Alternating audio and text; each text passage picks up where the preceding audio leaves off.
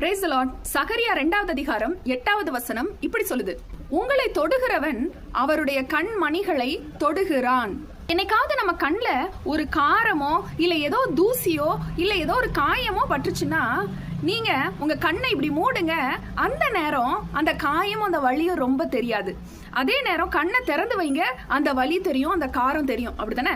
கண்ணுல உள்ள காயத்துக்கு எவ்வளவு மருந்து போட்டாலும் அந்த கண் இமை தான் அதுக்கு உண்டான பெஸ்டான ஒரு மெடிசனா இருக்கும். அந்த கண் இமை கொடுக்கிற அந்த ஒரு ஆறுதலும் அந்த கண் இமை கொடுக்கிற அந்த பாதுகாப்பும் தான் அந்த கண்ணுக்கு ரொம்ப முக்கியமானது. அதே மாதிரி தான் இன்னைக்கு இயேசு கிறிஸ்து நமக்கு ஒரு கண் இமை போல இருக்கிறார். அவருடைய கண்களுக்குள்ள நம்ம இருக்கிறோம்.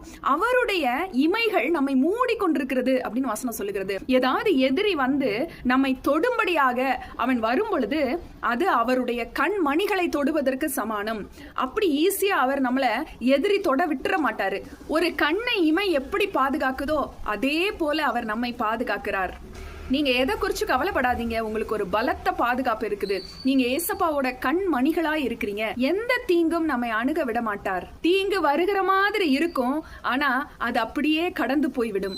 அந்த தீங்கை நன்மையாக அவர் மாற்றி விடுவார். அது மாத்திரம் இல்ல, உங்களை தொட நினைக்கிற எதிரிகளையும் அவர் முறியடித்து போடுவார். அதனால பயப்பட வேண்டாம். கர்த்தர் உங்களை பாதுகாக்கிறவராய் இருக்கிறார். விசுவாசிச்சீங்கன்னா ஆமென் சொல்லுங்க.